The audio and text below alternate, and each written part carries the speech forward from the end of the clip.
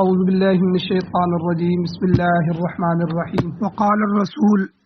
وہ کہا اللہ کے رسول نے یا ربی اے میرے پروردگار اے میرے رب ان قومی بے شک میری اس قوم نے اتخذوا بنا لیا ہے انہوں نے ھذا القرآن اس قرآن کو مہجورا ترک کیا ہوا وکذالک اور اسی طرح جعلنا ہم نے بنائے لکل نبی ہر نبی کے لیے عدوا من المجرمین مجرموں میں سے دشمن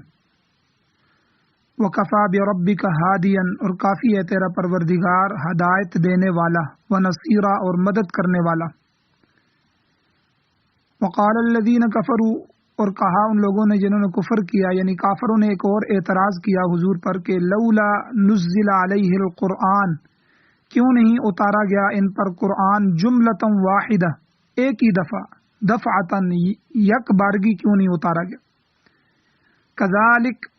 اللہ تعالیٰ فرماتے ہیں اسی طرح اتارا ہے ہم نے اس قرآن کو لنثبت بہ فؤادک تاکہ ہم ثابت رکھیں اس کے ساتھ آپ کے دل کو ورتلناہ ترتیلا اور ہم نے اس کو اتارا ہے آہستہ آہستہ ترتیل کے ساتھ ولا یأتونک بمثل اور نہیں لاتے یہ لوگ آپ کے پاس بمثل کوئی مثال الا جئناک مگر ہم لاتے ہیں آپ کے پاس بالحق حق بات کو واحسن تفسیرا اور بہترین تفسیر کو الذین یحشرون علی وجوہہم وہ لوگ کہ جو اٹھائے جائیں گے اپنے چہروں کے بل الی جہنم کی طرف اولئک یہی وہ لوگ ہوں گے کہ شر مکانا جو برے ہوں گے ٹھکانے کے اعتبار سے وَأَضَلُّ سَبِيلًا اور زیادہ گمراہ ہیں راستے کے اعتبار سے۔ یہ سورۃ الفرقان 25 نمبر سورت ہے قرآن مجید کی اور 19واں سپارہ ہے اور آیت نمبر 30 31 32 33 اور 34 30 تا 34 تک آیات ہیں جو آپ کے سامنے تلاوت ہوئی ہیں۔ سب سے پہلے ربط آیات ہیں کہ ان آیات کا پچھلی آیات کے ساتھ کیا تعلق ہے کیا ربط ہے۔ یہ آیات بھی گزشتہ آیات کے ساتھ ہی جڑی ہوئی ہیں مربوط ہیں۔ گزشتہ درس میں آپ حضرات نے سماعت فرمایا کہ اللہ تعالیٰ نے کفار اور مشرکین کا جو شکوہ تھا تو اللہ تعالیٰ نے وہ شکوہ کیا تھا کہ وہ کہتے ہیں کہ اس پیغمبر پر فرشتے کیوں نہیں اتارے جاتے۔ پھر انہوں نے یہ بھی اعتراض کیا کہ اللہ تعالیٰ خود ان کے سامنے کیوں نہیں آتا کہ ہم اللہ کو دیکھ لیں۔ تو اس کے جواب میں اللہ تعالیٰ نے جواباً فرمایا کہ یہ لوگ بڑی گستاخی کی بات کرتے ہیں، ان کو معلوم ہونا چاہیے کہ جب فرشتوں کے ظاہر ہونے کا وقت آئے گا یعنی موت کے وقت تو اس دن ان مجرموں کا بہت برا حال ہوگا،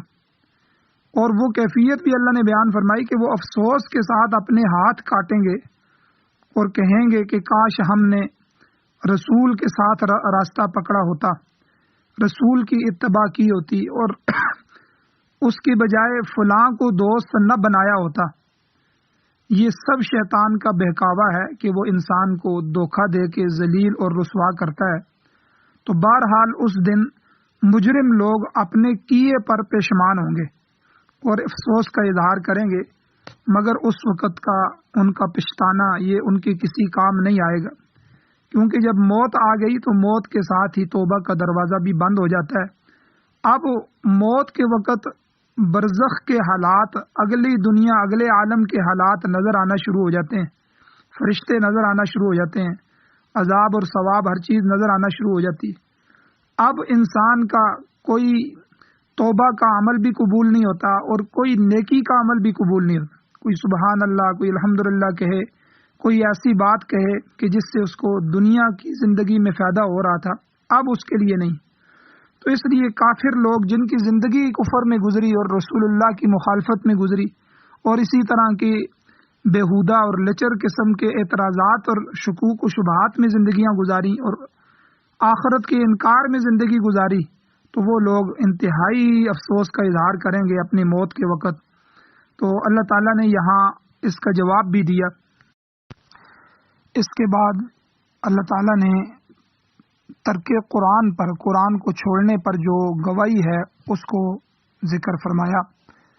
کہ کفار اور مشرکین ایک طرف تو رسالت کا انکار کرتے تھے، حضور کو رسول اور نبی نہیں مانتے تھے،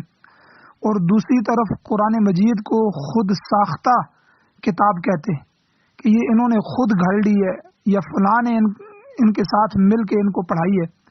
تو خود ساختہ کتاب بتلا کر اس سے اعراض کرتے تھے، اسے چھوڑتے تھے۔ تو اللہ تعالیٰ نے اس سلسلے میں حضور علیہ السلام کی اس شکایت کا ذکر کیا ہے جو وہ قیامت کے دن اللہ جل شانہ کی بارگاہ میں، اللہ رب العزت کی بارگاہ میں حضور وہ شکایت کریں گے، وہ شکوہ پیش کریں گے۔ ارشاد ہوتا ہے، اللہ فرماتے ہیں وقال الرسول، اللہ کا رسول کہے گا یا ربی، اے میرے پروردگار، ان قوم اتخذوا ھذا القرآن مہجورا، میری اس قوم نے اس قرآن مجید کو پس پشت ڈال دیا تھا، اس کو چھوڑ دیا تھا۔ اے مولا کریم، میں ان کو تیرا قرآن سناتا تھا، یہ اس طرف توجہ ہی نہیں کرتے تھے، بلکہ کہتے تھے، قرآن مجید میں دوسری جگہ سورہ حامیم سجدہ میں 26 نمبر آیت ہے، کیا کہتے؟ لا تسمعوا لہذا القرآن، اپنے لوگوں کو کہتے تھے اس قرآن کو نہ سنو، جب بھی یہ قرآن پڑھیں تو قرآن سننا نہیں ہے، کیا کرو؟ والغوا فیہ لعلکم تغلبون، اس میں شور مچاؤ، شور و غوغا کرو تاکہ تم غالب آ سکو۔ یعنی کسی راستے سے بھی، کان کے راستے سے، کسی راستے سے بھی قرآن تمہارے اندر نہ جائے، اور بلکہ قرآن مجید کو شاعری کہتے کہ یہ شعراء کا کلام ہے، کبھی کہانت کہتے کہ یہ کاہن ہے، کبھی پہلے لوگوں کی قصے کہانیوں سے تعبیر کرتے کہ یہ تو پہلے لوگوں کی قصے کہانیاں اس قرآن میں بیان کیے گئے ہیں، یہ تو کہانیوں کی کتاب ہے، نعوذ باللہ۔ تو اس طرح خود جو صاحب قرآن یعنی حضور علیہ السلام ہے،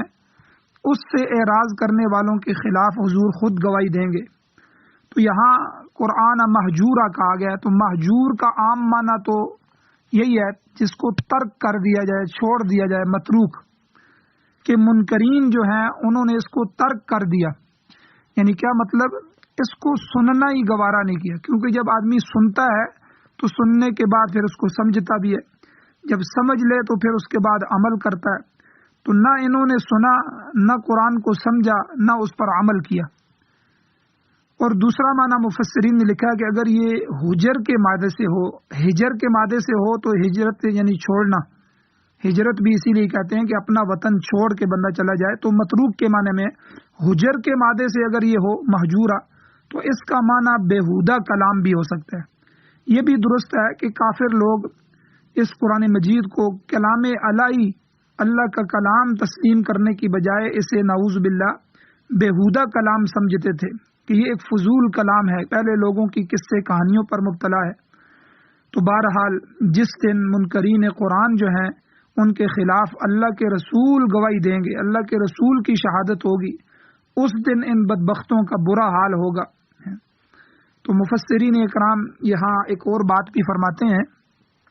کہ کفار کی طرف سے قرآن مجید کو چھوڑ دینا، ترک قرآن، یہ تو سمجھ میں آتا ہے کہ انہوں نے سرے سے ہی اس کلام کو تسلیم ہی نہیں کیا، لیکن اس کو برحق تسلیم کر کے اس کے پروگرام پر عمل نہ کرنا، یہ بھی قرآن پاک کی عملی چھوڑنے پر، عملی ترک پر دلالت کرتا ہے۔ اس میں ایمان والے بھی آ جائیں گے کہ اللہ تعالیٰ مسلمانوں اور ایمان والوں کے خلاف جو حضور علیہ الصلاۃ والسلام وہاں شکوہ کریں گے، یہ ایمان والے بھی اس میں آتے ہیں کہ جو مانتے بھی ہیں، اس کو برحق بھی مانتے ہیں، تسلیم بھی کرتے ہیں، لیکن قرآن مجید کے پروگرام پر عمل نہیں کرتے۔ تو گویا کہ انہوں نے بھی عملی طور پر جو ہے وہ قرآن مجید کو ترک کر دیا، چھوڑ دیا۔ تو یا اس کے احکام پر عمل پیرا نہیں ہوتے، یا جنہوں نے عملی طور پر اس کے پروگرام کی مخالفت بھی کی، جہاں بھی قرآن مجید کا نام لیا جائے، قرآن کے نظام کا نام لیا جائے کہ بھئی ہمیں قرآن و سنت کا نظام چاہیے، اسلامی نظام چاہیے، تو یہ لوگ اس کی مخالفت میں آ جاتے ہیں۔ تو لہذا ایسے لوگوں کے خلاف بھی اللہ کے رسول اور خود قرآن کی گواہی ہوگی، اللہ کا رسول بھی گواہی دے گا اور قرآن بھی اس کے خلاف گواہی دے گا۔ تو اس لیے یہ جو جمہوریت ہے یا جمہوریت کے علاوہ سوشلزم ہے، کمیونزم ہے، یا اس طرح کے جتنے بھی باطل نظام دنیا میں کام کر رہے ہیں، یہ سب جو ہے کافروں کے نظام ہیں۔ جمہوریت یہ انگریز کا نظام، ہمارا نظام خلافت راشدہ کا ہے، جو قرآن و سنت کا نظام ہے، جو حضور کے چاروں خلفائے راشدین تھے، سیدنا ابو بکر صدیق رضی اللہ تعالیٰ عنہ کا زمانہ خلافت، پھر حضرت عمر فاروق رضی اللہ تعالیٰ عنہ کا زمانہ خلافت، پھر حضرت عثمان، حضرت علی رضی اللہ تعالیٰ عنہ کا زمانہ خلافت۔ تو یہ خلفائے راشدین کا جو زمانہ تھا، جو جو احکامات انہوں نے نافذ کیے، یہ قرآن و سنت کا زمانہ ہے۔ تو اب جو مجاہدین یا جو حضرات یا جو علماء یہ آواز اٹھاتے ہیں کہ ہمیں قرآن و سنت چاہیے، پاکستان کا مطلب کیا، لا الہ الا اللہ، یعنی ہمیں لا الہ الا اللہ کی حکومت چاہیے، تو فوراً کچھ لوگ ایسے ہیں جو اس پروگرام کی بھی مخالفت کرتے ہیں۔ لہذا ایسے لوگ جنہوں نے عملی طور پر جو ہے قرآن مجید کو چھوڑ دیا یا قرآن کے پروگرام کی مخالفت میں سامنے کھڑے ہو گئے، ایسے لوگوں کے خلاف بھی اللہ کے رسول اور خود قرآن گواہی دیں گے۔ حدیث شریف میں آتا ہے، مسلم شریف کی جلد 1 صفحہ 118 پر حدیث موجود ہے، حضور علیہ السلام کا فرمان ہے، القرآن حجت لک او علیک، کہ قرآن تیرے حق میں یا تیرے خلاف گواہی دے گا۔ 2 گواہیاں ہوں گی قرآن کی، یا تو کسی کے حق میں ہوگی یا کسی کے خلاف ہوگی۔ اگر دنیا میں اس کو مان کر اس کے پروگرام کو عملی شکل دی ہے، آدمی نے اپنے عمل میں قرآن کو لایا ہے، پھر تو یہ آدمی کے حق میں بطور گواہ پیش ہوگا، اور اگر اللہ نہ کرے اس سے روگردانی کی ہے یا اس کی مخالفت کی ہے، تو پھر یہ اس شخص کے خلاف گواہی دے گا، اس کے خلاف ہو جائے گا، اور بارگاہ عزتی میں اللہ تعالیٰ کی بارگاہ میں شکایت کرے گا کہ اس شخص نے میرے ساتھ یہ سلوک کیا۔ حضور علیہ الصلوۃ والسلام نے اس سلسلے میں ایک دعا بھی سکھلائی ہے۔ حضور دعا فرماتے تھے، اللہم لا تجعل القرآن حجتا علینا واجعلہ حجتا لنا، اے مولا کریم اس قرآن کو ہمارے برخلاف دلیل نہ بنا، بلکہ اسے ہمارے حق میں دلیل بنا۔ تو خود قرآن بھی آدمی کے حق میں یا اس کے خلاف گواہی دے گا۔ جس نے اس کو تسلیم کیا اور پھر اس کے احکامات پر عمل کیا، قرآن اس کے حق میں گواہی دے گا، بلکہ ہر صورت اور ہر آیت اپنے قاری، اپنے پڑھنے والے کے حق میں سفارش کرے گی۔ اور جس طرح سورہ ملک کے بارے میں آتا ہے، حدیث میں آتا ہے کہ جو آدمی سونے سے پہلے سورہ ملک پڑھنے کا رات کو معمول بنا لیتا ہے، تو وہ اللہ تعالیٰ کے دربار میں اس کے حق میں سفارش کرے گی، بلکہ یہ جھگڑالو سفارشی ہوگا، جھگڑ کر اللہ سے اس کو جنت میں داخل کروائے گا۔ تو اس لیے یہ بڑا مضبوط سفارشی ہے۔ تو اور اللہ نہ کرے تو جس شخص نے ایمان لانے کے باوجود قرآن کو اپنا ہادی اور مقتدا نہیں بنایا، اس پر عمل نہیں کیا، قرآن پھر اس کے خلاف بھی گواہی دے گا اور یہ اسی طرح جھگڑا کر کے اس کو جہنم میں ڈالے گا۔ تو اس زمانے میں آپ دیکھیں کوئی شاذ لوگ ہی ہیں جو قرآن پر عمل پیرا ہیں، وگرنہ تسلیم کرنے کے باوجود لوگوں کی اکثریت اس کے کسی شعبے پر بھی عمل نہیں کرتی، بلکہ اس کے خلاف چلتے ہیں۔ تو یاد رکھیں، قرآن پاک کی تعلیم حاصل نہ کرنا، اس کا ترجمہ تفسیر نہ جاننا، اس کی تلاوت نہ کرنا اور اس میں غور و فکر سے گریز کرنا اور اس کی عدم تصدیق کرنا وغیرہ وغیرہ، یہ سب اس کے ترک کرنے کے مترادف ہے، کہ اس کو چھوڑنے کے مترادف ہے۔ جو اللہ نے یہاں فرمایا کہ حضور کہیں گے یا ربی ان قوم اتخذوا ھذا القرآن مہجورا، کہ میری اس قوم نے اس قرآن کو چھوڑ دیا تھا۔ تو یہ سب اس کے چھوڑنے میں آتا ہے، تو جس کا نتیجہ یہ ہوگا کہ قرآن اور صاحب قرآن دونوں، یعنی قرآن اور حضور، ایسے لوگوں کے خلاف گواہی دیں گے۔ یہاں یاد رکھیں کہ یہود و نصارہ کفار، انہوں نے تو قرآن پاک کو تسلیم ہی نہیں کیا، وہ تو کلام الہی نہیں مانتے، لہذا ان کی طرف سے اس پر عمل کرنے کا سوال ہی پیدا نہیں ہوتا کہ وہ عمل کریں گے۔ جب مانتے نہیں ہیں تو عمل بھی نہیں کریں گے، تو اس لیے ان پر اتنا افسوس نہیں ہے۔ افسوس تو ان اہل ایمان پر ہے جو اس کو خدا کا آخری کلام بھی مانتے ہیں، پھر بھی اس سے اعراض کر رہے ہیں۔ اسی اعراض کی وجہ سے تو ذلت آتی ہے۔ وہ ایک شاعر کا شعر بھی ہے، غالباً اقبال کا شعر ہے، کہ وہ معزز تھے زمانے میں مسلمان ہو کر، اور ہم خار ہوئے تارک قرآن ہو کر۔ کہ یہ نہیں وہ مسلمان بنے، انہوں نے قرآن کو اپنا ہادی بنایا تو اللہ نے ان کو عزتیں عطا فرمائی، زمانے میں وہ ان کی عزت اور ان کی حکومتوں کے ڈنکے بجتے تھے، لیکن ہم نے قرآن کو چھوڑا تو تارک قرآن ہو کر ہم ذلیل و خوار ہو گئے۔ تو یہ اسی اعراض کی وجہ سے، اس قرآن کو چھوڑنے کی وجہ سے ہمارے اوپر ذلت مسلط۔ اور حضور علیہ الصلوۃ والسلام کی حدیث مبارکہ بھی ہے، مسلم شریف کی جلد 1 272 نمبر صفحے پہ حدیث موجود ہے کہ اللہ تعالیٰ کا اللہ کے نبی کا فرمان ہے کہ ان اللہ یرفع بہذا الکتاب اقواما ویضع به آخرین، کہ اللہ اس قرآن پاک کی وجہ سے بعض قوموں کو بلندیاں عطا فرماتے ہیں اور دوسرے بعض کو پست کر دیتے ہیں، ذلیل کر دیتے ہیں۔ تو یعنی اسی قرآن کی وجہ سے جس نے اس پر عمل کیا وہ ترقی کی منازل طے کر گیا، اور جس نے اس قرآن سے روگردانی کی وہ رسوائی اور ذلت کے عمیق اور گہری کھائیوں میں اور گڑھوں میں جا پڑا۔ اب آگے حضور علیہ الصلوۃ والسلام کی تسلی فرمائی اللہ تعالیٰ نے کہ قرآن پاک سے روگردانی کا جو شکوہ ہے جو حضور فرمائیں گے، اس کو بیان کرنے کے بعد اللہ تعالیٰ نے حضور علیہ السلام کو کفار کی تکلیفوں کو، کفار کی طرف سے ایذا رسانیوں پر تسلی دی ہے۔ ارشاد ہوتا ہے، اللہ تعالیٰ فرماتے ہیں وَكَذَلِكَ جَعَلْنَا لِكُلِّ نَبِيٍّ عَدُوًّا مِّنَ الْمُجْرِمِينَ، اسی طرح ہم نے ہر نبی کے لیے مجرموں میں سے دشمن بنائے ہیں۔ مطلب کیا ہے؟ مطلب یہ ہے کہ حق کی مخالفت کرنے والی صرف آپ ہی کی قوم نہیں ہے حضور، بلکہ آپ کی طرح ہر نبی جو بھی پہلے آتے رہے، اس نبی کی قوم نے اپنے پیغمبر کی تکذیب کی، پیغمبر کی مخالفت کی، اسے ساحر اور جادوگر کہا، اسے مجنون اور دیوانہ کہا، اور اپنے اپنے پیغمبر کو تکلیف پہنچائی۔ بعض نے کئی پیغمبروں کو شہید کیا اور بعض نے یہاں تک کہ کئیوں کو ہجرت پر مجبور کیا۔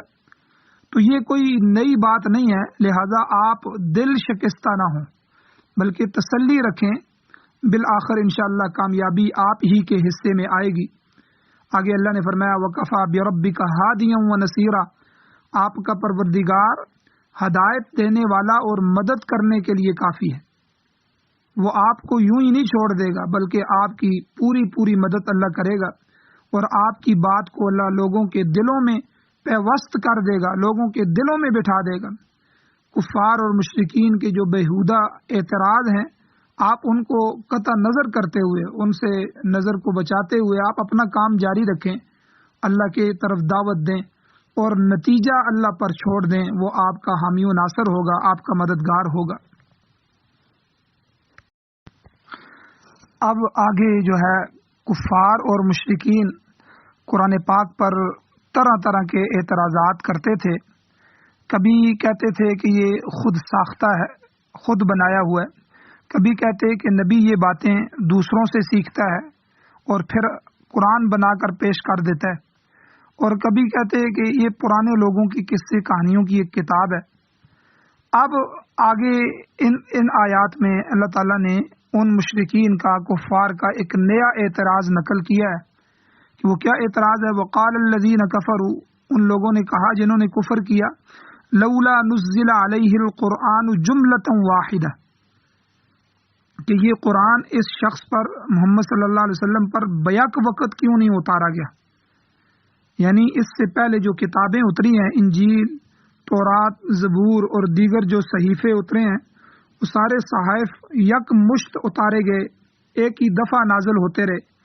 مگر قرآن کو تھوڑا تھوڑا کر کے 23 سال کے طویل عرصے پر کیوں پھیلا دیا گیا؟ وہ کہتے تھے معلوم ہوتا ہے کہ یہ شخص تھوڑا تھوڑا سوچ سوچ کر بتاتا رہتا ہے اور پھر ہمیں آ کے کہتا ہے کہ اسے یہ خدا نے اتارا ہے اور یہ خدا تعالیٰ کا اتارا ہوا کلام ہے۔ تو یہ اعتراض وہ کرتے تھے، اور اس قسم کا اعتراض پہلے رکوع میں بھی گزر چکا ہے کہ کافر کہتے تھے ان ھذا الا افک افتراہ، نہیں ہے یہ کلام مگر افک، گڑا ہوا ہے، افتراہ جس کو اس شخص نے گھڑ لیا ہے، وَأَعَانَهُ عَلَيْهِ قَوْمٌ آخَرُونَ، یہ 4 نمبر آیت میں بھی یہ گزرا ہے کہ اس کے گھڑنے میں بعض دوسرے لوگوں نے بھی اس کی مدد کی ہے، یعنی فلاں غلاموں نے اور فلاں فلاں لوگوں نے جو ہے اس کو یہ کلام سکھایا ہے، تو یہ اس نے نعوذ باللہ گھڑ کے لے کے آئے۔ تو بہرحال ان کا اعتراض یہ تھا کہ یہ قرآن مجید یک مشت جملۃ واحدہ، ایک ہی دفعہ یک بارگی کیوں نہیں نازل کیا گیا؟ تو اس اعتراض کے مقابلے میں اللہ تعالیٰ نے دو جواب ذکر فرمائے ہیں یہاں۔ تو پہلا جواب اللہ تعالیٰ نے ذکر فرمایا کہ کذالک، ہم نے قرآن کو اسی طرح نازل فرمایا، یعنی تھوڑا تھوڑا کر کے نازل کیا ہے۔ اس کی دو وجوہات اللہ نے ذکر فرمائی کہ تھوڑا تھوڑا نازل کرنے کی دو وجہ ہیں۔ پہلی وجہ کیا ہے کہ لنثبت بہ فؤادک، تاکہ اس کتاب کے ساتھ ہم آپ کے دل کو پختہ کریں۔ ظاہر ہے کہ وحی کے بار بار نزول سے بار بار وحی آئے گی تو ہر بار دل میں یقین اور پختگی پیدا ہوگی۔ تو ہم آپ کے دل کو مضبوط کرنا چاہتے ہیں، آپ کے ایمان کو بڑھانا چاہتے ہیں، آپ کے یقین کے اندر زیادتی کرنا چاہتے ہیں۔ تو ایک تو یہ وجہ ہے۔ دوسرا اللہ نے فرمایا ورتلناہ ترتیلا، ہم نے اس کو ٹھہر ٹھہر کر اتارا ہے۔ ترتیل کا لغوی معنی ہے آہستہ آہستہ اور ٹھہر ٹھہر کر پڑھنا۔ جیسے سورۃ المزمل ہے 29ویں پارے میں آیت نمبر 4 میں اللہ فرماتے ہیں ورتل القرآن ترتیلا، کہ قرآن پاک ٹھہر ٹھہر کر تلاوت کریں۔ تو تراویح کے اندر قرآن پڑھنا ہو یا عام تلاوت میں قرآن پڑھنا ہو، قرآن کو ٹھہر ٹھہر کے تجوید کے ساتھ حروف اور مخارج کا خیال کرتے ہوئے صاف ستھرا پڑھنا یہ ضروری ہے اور فرض کے درجے میں، ورنہ قرآن مجید میں لحن جلی آئے گی، لحن خفی آئے گی۔ تو لحن خفی کا حکم بھی سخت ہے، لیکن لحن جلی کا تو بڑا سخت حکم ہے، بڑی غلطی پیدا ہو جائے گی۔ تو اس لیے اللہ نے فرمایا کہ ورتلناہ ترتیلا، کہ ہم نے قرآن مجید کو ٹھہر ٹھہر کر اتارا ہے۔ تو اس میں بڑی حکمت ہے کہ جو چیز آہستہ آہستہ آئے گی، ٹھہر ٹھہر کے آئے گی، وہ اچھے طریقے سے ضبط ہوتی جائے گی اور دل اور دماغ پر گہرے اثرات اس کے مرتب ہوں گے۔ برخلاف اس کے جو چیز جلدی جلدی سامنے آئے گی وہ نہ تو اچھی طرح ضبط ہو سکے گی، نہ اچھی طرح یاد ہو سکے گی، اور نہ ہی اس پر پختگی حاصل ہوگی۔ تو فرمایا کہ ہم نے اس قرآن کو اس لیے بتدریج نازل فرمایا ہے کہ یہ آپ کے قلب میں، آپ کے دل میں پختہ ہو جائے۔ صحابہ کرام رضوان اللہ تعالی علیہم اجمعین فرماتے ہیں کہ ہم حضور علیہ الصلوۃ والسلام سے قرآن پاک کی جو آیات سنتے تھے، سیکھتے تھے، ہم ان پر فوراً عمل شروع کر دیتے تھے۔ اس لیے ہر حکم دل میں اچھی طرح پیوست ہو جاتا تھا، مضبوط ہو جاتا تھا، اور ہم اس کا مفہوم اچھی طرح سمجھ جاتے تھے۔ تو یاد رکھیں، جب علم کے ساتھ عمل بھی شامل ہو جاتا ہے تو پھر ایمان میں مزید پختگی آ جاتی ہے۔ بہت سارے لوگ ہیں جو قرآن مجید کو پڑھتے ہیں لیکن عمل نہیں کرتے، تو وہ پڑھنا کمزور ہو جاتا ہے، ختم ہو جاتا ہے، عمل سے وہ زندگی کا حصہ بن جاتا ہے۔ اسی طرح ہم نماز کی کتاب لے لیتے ہیں، اس میں مسائل بھی پڑھتے ہیں اور نماز کا طریقہ بھی پڑھتے ہیں، پڑھنے کی حد تک ہمیں علم حاصل ہو جاتا ہے، لیکن ہم اپنے عمل میں نہیں لاتے تو وہ پھر نماز ہماری جو ہے وہ خراب ہی رہتی ہے۔ تو اسی طرح کوئی چیز بھی جب علم آ جائے تو علم کے ساتھ عمل شامل ہو جائے تو اس میں مزید پختگی آ جاتی ہے۔ تو صحابہ کا یہ طریقہ تھا کہ وہ فرماتے ہیں حضور پر آیت اترتی، حضور ہمیں سکھاتے تو ہم اس پر عمل شروع کر دیتے۔ تو ویسے بھی اصولی طور پر بھی آپ دیکھیں کہ جو چیز آہستہ آہستہ سبکن پڑھائی جائے تو وہ اچھی طرح ذہن نشین ہو جاتی ہے۔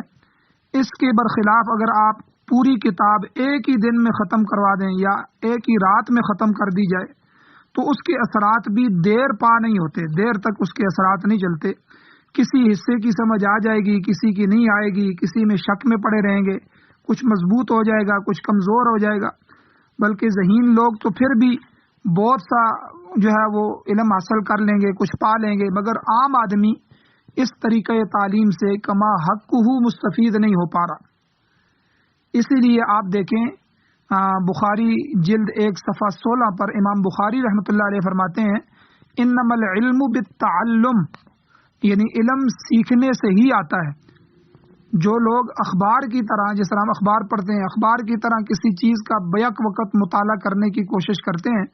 کہ بھئی یہ کتاب میں نے ساری رات دن میں پڑھنی ہے، تو ان کے علم میں پختگی نہیں آتی، برخلاف اس کے جو سبکن پڑھتے ہیں، ایک کتاب کو ایک مہینے میں پڑھتے ہیں، استاد سے پڑھتے ہیں، سمجھ کر پڑھتے ہیں، اس میں وقت لگایا ہوا ہوتا ہے، غور و فکر کیا ہوا ہوتا ہے، تو وہ علم یقینی ہوتا ہے اور دیر پا ہوتا ہے، دیر تک رہتا ہے۔ تو جہاں تک قرآن پاک کے عرصہ نزول کا تعلق ہے، اس کے نازل ہونے کا تعلق ہے، تو حضرت عبداللہ بن عباس رضی اللہ تعالیٰ عنہما سے روایت ہے کہ اللہ تعالیٰ نے قرآن مجید کو لیلۃ القدر میں اتارا، رمضان میں، لیلۃ القدر میں، حضیرۃ القدس یا لوح محفوظ کہہ لیں، وہاں سے آسمان دنیا کی طرف اللہ نے اس کو نازل فرمایا۔ پھر آسمان دنیا سے 23 سال میں تھوڑا تھوڑا کر کے حضور علیہ الصلوۃ والسلام پر نازل ہوتا رہا۔ اس 23 سال کے عرصے میں 3 سال کا وہ زمانہ جس کو فترت وحی کہتے ہیں، جس میں وحی کا سلسلہ منقطع رہا، وہ زمانہ بھی شامل رہا۔ امام ابن کثیر رحمۃ اللہ علیہ فرماتے ہیں، تفسیر ابن کثیر جلد 3 صفحہ 318 میں ہے کہ اللہ تعالیٰ نے اس قرآن کو ملأ اعلیٰ کے مقام سے آسمان دنیا میں بیت العزت کے مقام پر، یہ جس طرح ہمارا بیت اللہ ہے خانہ کعبہ، اسی طرح فرشتوں کا جو خانہ کعبہ ہے وہ بیت العزت ہے، اس کے مقام پر اللہ نے بیک وقت اتارا اور وہ لیلۃ القدر میں نازل فرمایا۔ اور پھر آگے حسب ضرورت اور حسب حاجت، جب جب ضرورت پڑتی رہی، جب جب حاجت پیش آتی رہی، تھوڑا تھوڑا کر کے اللہ تعالیٰ نے 23 سال میں اس کا نزول پایا، تکمیل تک پہنچایا۔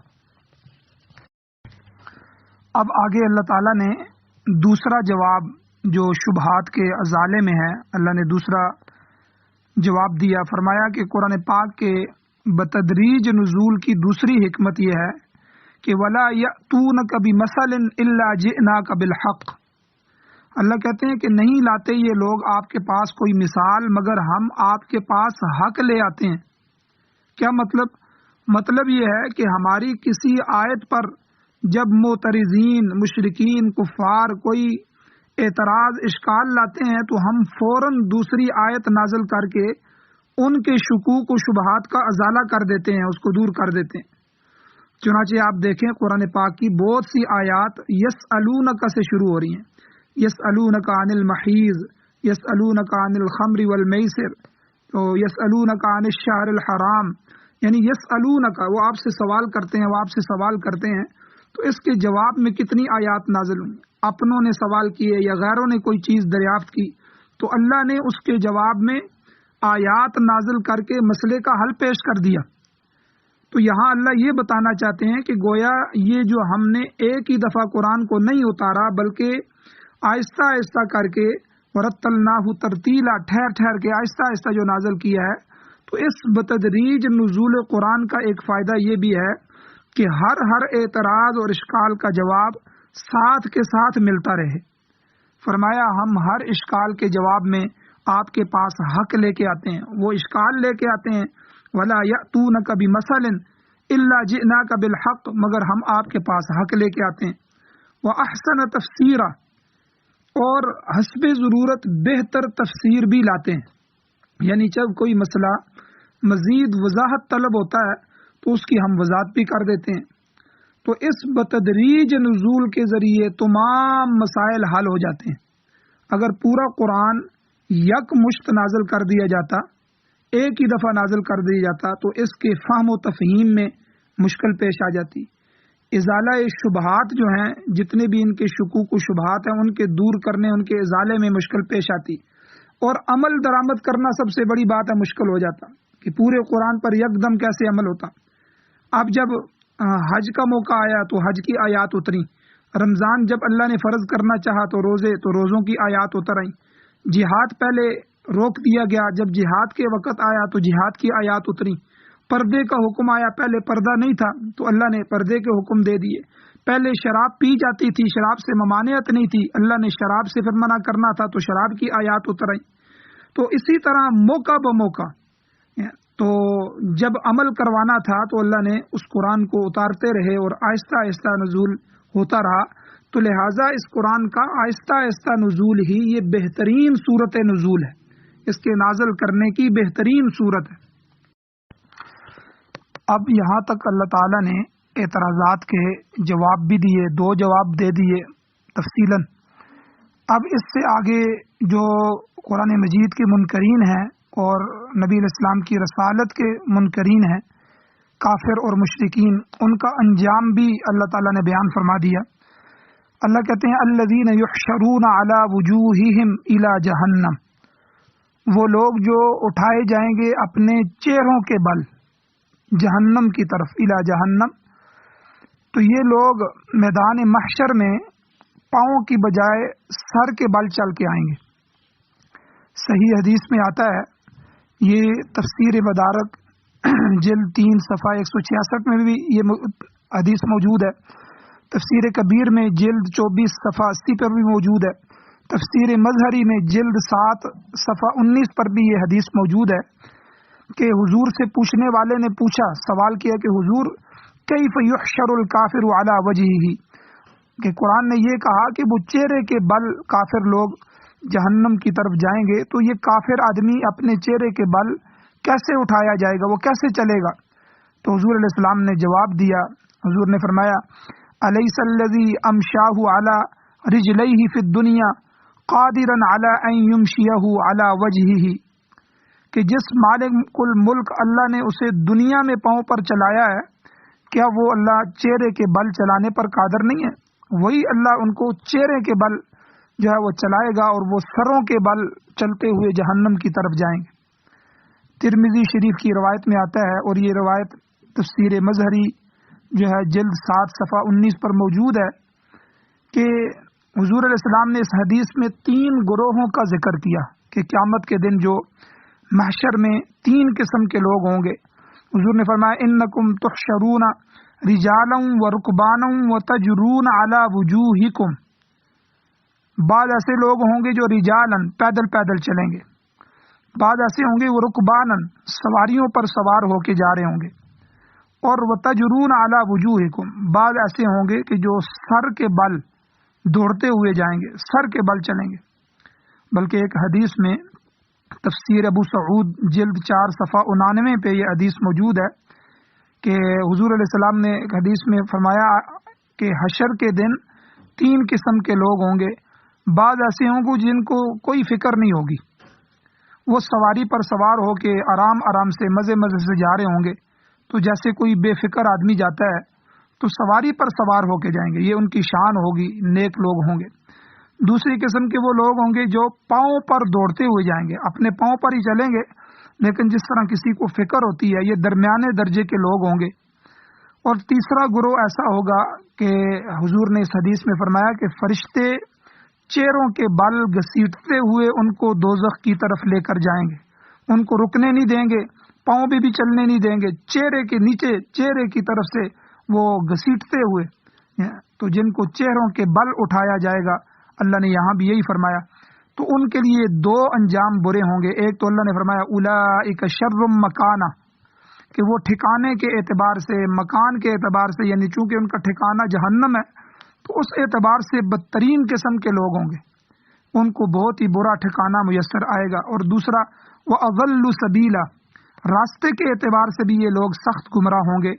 دنیا میں بھی انہوں نے غلط راستہ اختیار کیا، گمراہی میں مبتلا رہے، اور آگے حشر کے میدان میں بھی یہ گمراہ کن راستوں کے مسافر ہوں گے۔ دنیا میں انہوں نے قرآن کا انکار کیا، رسول اللہ کی رسالت کا انکار کیا، اللہ کی توحید کے ساتھ گڑبڑ کی اور شرک کے اندر مبتلا رہے، اور کسی اچھے راستے کی طرف ان کا جانا نہیں ہوا، لہذا آخرت میں بھی یہ بھٹکتے ہی پھریں گے اور انہیں جنت والا راستہ میسر نہیں آئے گا۔ دوسرے مقام پر اللہ تعالیٰ سورہ بنی اسرائیل کی آیت نمبر 72 میں فرماتے ہیں کہ اللہ کہتے ہیں وَمَنْ كَانَ فِي هَٰذِهِ أَعْمَىٰ فَهُوَ فِي الْآخِرَةِ أَعْمَىٰ وَأَضَلُّ سَبِيلًا، جو آدمی اس دنیا میں اندھا ہو گیا یعنی ہدایت سے محروم رہا، اس کو